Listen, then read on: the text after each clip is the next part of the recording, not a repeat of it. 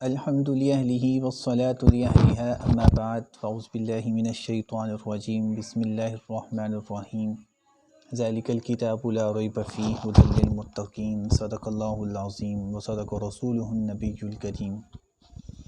محترم سامعین، سویڈن کے اندر ایک ملعون شخص نے قرآن مجید کی بے حرمتی کی، قرآن مجید کی جو عزت ہے اس کو پامال کرنے کی کوشش کی۔ یہ اللہ رب العزت کا بڑا ایک عجیب نظام ہے۔ بہرحال میں اس پہ ذکر کرتا ہوں نہایت اختصار کے ساتھ۔ میں صرف یہ بات کہنا چاہتا ہوں کہ کتاب اللہ رب العزت کی ایک لازوال کتاب ہے۔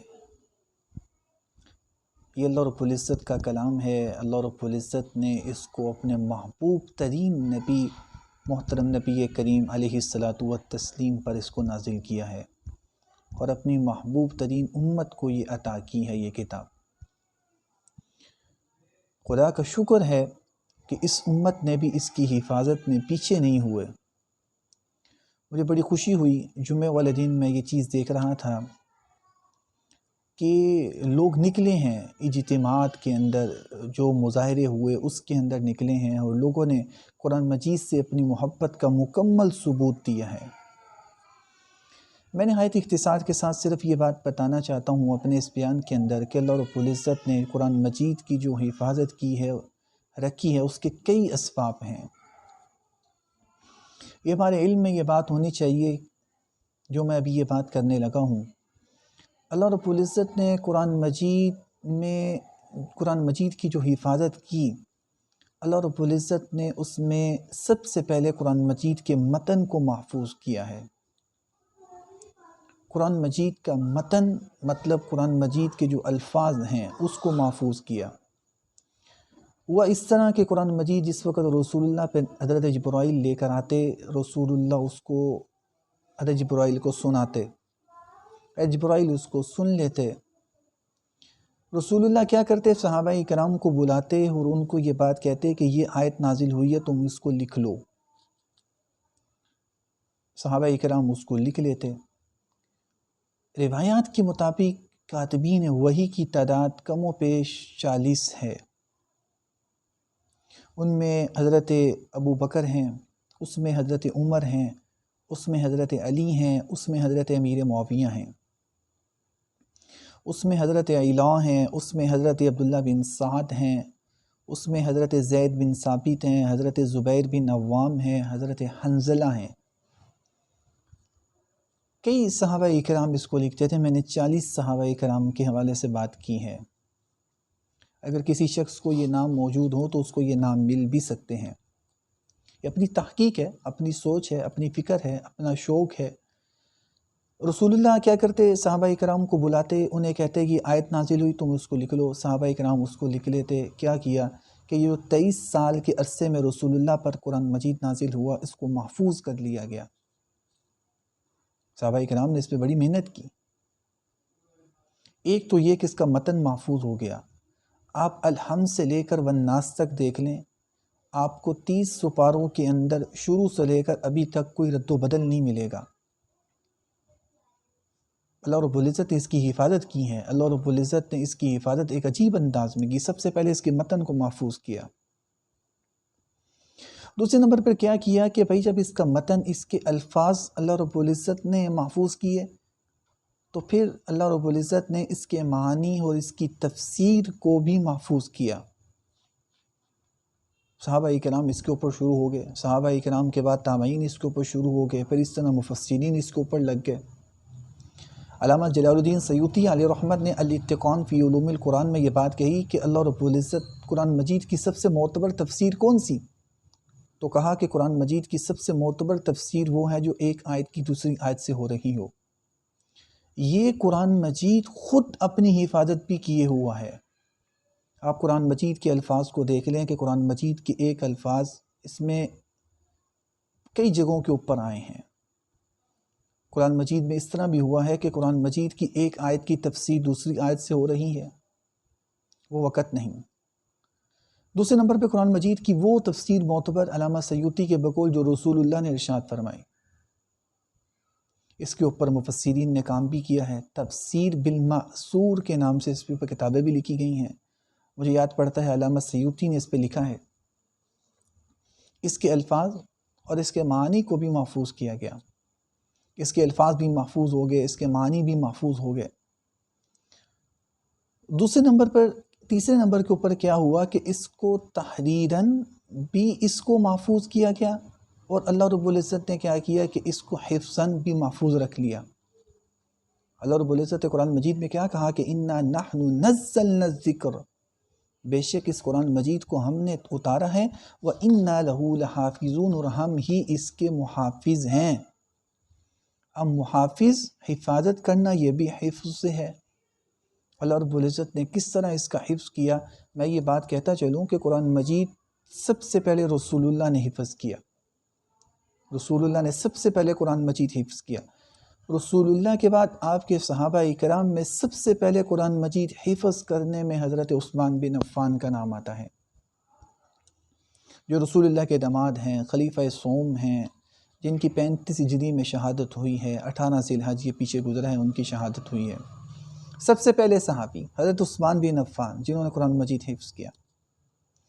پھر یہ سلسلہ متواتر چلا ہے، متواتر رسول اللہ سے لے کر ابھی تک یہ چیز چلتی آ رہی ہے. الحمدللہ، اللہ کا شکر ہے، میں نے بھی حفظ کیا.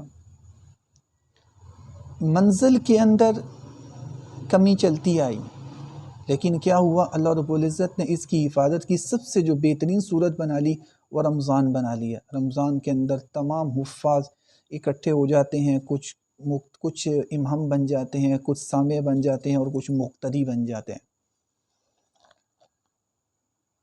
چوتھے نمبر پہ رسول اللہ کے اوپر یہ قرآن مجید نازل ہوا. اللہ رب العزت نے رسول اللہ کی سیرت کو بھی محفوظ کر لیا. آپ کی سیرت، آپ کا کردار، آپ کے معاملات، آپ کے اخلاقیات، قرآن مجید سے اس سے بڑی رہنمائی ملتی ہے. رسول اللہ کی سیرت قرآن مجید بھی بتلاتی ہے. رسول اللہ کی سیرت بھی محفوظ ہو گئی. آپ رسول اللہ کی سیرت کو پڑھیں گے تو آپ کو قرآن مجید مکمل مل جائے گا نہایت اختصار کے ساتھ. پھر کیا ہوا؟ اس کے بعد قرآن مجید کے سب سے پہلے مخاطب صحابہ کرام تھے، اولین سابقین تھے، ان کی سیرت بھی محفوظ ہو گئی. رسول اللہ پر ایمان لے کے آنے والے تو کم و بیش 1.25 لاکھ صحابہ ہیں، لیکن جو رسول اللہ کے سب سے زیادہ قریب تھے انہی کی سیرت سب سے زیادہ ملتی ہے. اگر رسول اللہ کے اصحاب کی آپ نے سیرت پڑھنی ہو تو حافظ ابن حجر عسقلانی علیہ رحمت کی کتاب الاصابہ دیکھ لیں. اگر اس سے بھی زیادہ دیکھنی ہو تو حضرت علامہ ابن عبد البر مالکی کی الاستیاب دیکھ لیں. علامہ ابن الاثیر رحمہ اللہ کی اسد الغابہ فی معرفت الصحابہ دیکھ لیں. ان 3 حضرات نے اس پہ بہت لکھا ہے، آپ کو اس پہ بہت کچھ مل جائے گا. یہ جو ہمارے مفسرین ہیں جنہوں نے ترمذی لکھی، جیسا کہ امام بخاری ہیں، امام ترمذی ہیں، انہوں نے مناقب کے باب قائم کیے. انہوں نے چند صحابہ کرام کو اس میں ذکر کیا ہے، لیکن الاصابہ کے اندر، الاستیاب کے اندر آپ کو بہت کچھ ملے گا نہایت اختصار کے ساتھ. پھر کیا ہوا؟ رسول اللہ نے قرآن مجید کی حفاظت پر اس طرح بھی، رسول اللہ نے اس کی فضیلت ایسی بیان کر دی کہ لوگوں کے دل میں شوق پیدا ہوا کہ بھئی ہم قرآن مجید کو حفظ کرتے ہیں، قرآن مجید پہ کام کرتے ہیں. رسول اللہ نے ایک حدیث میں ارشاد فرمایا کہ خیرکم من تعلم القرآن وعلمہ، تم میں بہترین انسان وہ ہے جو قرآن مجید سیکھتا ہے اور سکھاتا ہے. ایک روایت میں آتا ہے حضرت علی بن ابی طالب یہ بات کہتے ہیں کہ مجھے قرآن مجید میں سب سے بہترین، جو میری سب سے پسندیدہ آیت ہے وہ یہ ہے کہ ان اللہ لا یغفر ان یشرک بہ ویغفر ما دون ذلک لمن یشاء. یہ بھی ہیں. اس کے پھر رب العزت نے قرآن مجید کی حفاظت اس طرح بھی کی کہ اس کے اندر وظائف رکھتی ہے. ایک عام آدمی ہے، اس کو جیسا کہ سورۃ فاتحہ ہے، اس کو شفا کے طور پر بھی پڑھا جاتا ہے. جیسا کہ ایک اور سورۃ النور کے اندر آیت آتی ہے افحسبتم انما خلقناکم عبثا وانکم الینا لا ترجعون. رسول اللہ نے اس کے حوالے سے ارشاد فرمایا، مسند ابی یعلا کے اندر روایت موجود ہے، رسول اللہ نے ارشاد فرمایا کہ اگر یہ آیت کوئی ایمان اور یقین والا شخص پہاڑ پر بھی پڑے تو وہ پہاڑ بھی اپنی جگہ سے ہل جائے۔ اس کے اندر آیت شفا رکھتی، اس کے اندر لوگوں کے لیے نصیحت رکھتی، کتاب اللہ کے اندر تمام چیزوں کو رکھ دیا گیا۔ جیسا کہ میں نے آیت پڑھی، کہا ذالک الکتاب لا ریب فیہ ھدی للمتقین، یہ تو متقین کے لیے ہدایت ہے۔ میری بات بہت بڑھ رہی ہے۔ پھر کیا ہوا؟ رسول اللہ نے اس کی، جو میں نے کہا، پھر یہ ہوا کہ اللہ تعالیٰ نے اس کو متواتر رکھا رسول اللہ سے۔ کوئی دن، کوئی وقت ایسا نہیں ہوگا کہ پوری دنیا میں جہاں پہ قرآن مجید کی تلاوت نہ ہو رہی ہو، قرآن مجید کو پڑھا نہ جا رہا ہو۔ قرآن مجید کو پڑھا جا رہا ہے، قرآن مجید حفظ کیا جا رہا ہے، قرآن مجید ناظرہ پڑھا جا رہا ہے، قرآن مجید چھاپا جا رہا ہے، قرآن مجید لکھا جا رہا ہے، مخطوطہ بھی ہے، مطبوعہ بھی ہے۔ اللہ رب العزت نے قرآن مجید کی اس طرح حفاظت کی ہے۔ پھر اللہ رب العزت نے لوگوں کو ایسا، جو سابقہ تھے انہوں نے اس پہ ایسا کام کر دیا کہ عقل پریشان رہ جاتی ہے۔ تفسیروں کے اندر آپ دیکھ لیں، مفسرین نے اس حوالے سے سینکڑوں تفسیریں لکھ دیں۔ مشہور و معروف تفسیر ابن کثیر دیکھ لیں، علامہ ابن کثیر کی۔ اسی طرح علامہ فخر الدین رازی کی آپ تفسیر کبیر دیکھ لیں 30 جلدوں میں۔ حافظ ابن کثیر کی آپ تفسیر ابن کثیر 6 جلدوں میں دیکھ لیں۔ علامہ محمود آلوسی کی تفسیر روح المعانی دیکھ لیں 18 جلدوں میں۔ یہ تو میں نے نام لیا، لیکن سب سے معتبر تفسیر جو علماء نے بیان کی ہے وہ علامہ طبری کی ہے۔ علامہ طبری نے اس کے اندر بڑا مستند طور پر اپنی یہ تفسیر لکھی ہے۔ آپ اس تفسیر کو پڑھیں تو آپ کو پتہ چلے گا کہ قرآن مجید کو رب العزت نے کس طرح قرآن مجید کو بیان کیا ہے۔ قرآن مجید کے متن کے اوپر اتنا کام نہیں ہوا جتنا قرآن مجید کے الفاظ اور معانی کے اوپر کام ہوا ہے۔ آپ اس بات سے اندازہ لگا لیں کہ جن کے معانی رسول اللہ نے بیان نہیں کیے، مفسرین نے ان کے اوپر بھی دیکھا۔ جیسا کہ آپ قرآن مجید کے شروع میں دیکھتے ہیں، سورہ بقرہ کے شروع میں الف لام میم ہے۔ الف لام میم کے حوالے سے مفسرین نے، علامہ سیوطی نے تفسیر جلالین میں یہ بات کہی کہ اللہ عالم بمرادہ بذالک، کہ اس کی مراد کو اللہ تعالیٰ ہی بہتر جانتے ہیں۔ مفسرین نے مطلب اس پر بھی بحث کی ہے۔ علامہ بغوی یہ بات لکھتے ہیں کہ یہ سر بین اللہ و بین رسول، یہ اللہ اور اس کے رسول کے درمیان ایک راز ہے۔ بلکہ علماء نے یہاں تک بات کی کہ الف لام میم، اس کا مطلب یہ ہے کہ الف سے مراد اللہ، لام سے مراد جبرائیل علیہ السلام لانے والے، میم سے مراد محمد صلی اللہ علیہ وسلم پر۔ لیکن علماء نے کام کیے ہیں، علماء نے اس پہ محنتیں کی ہیں۔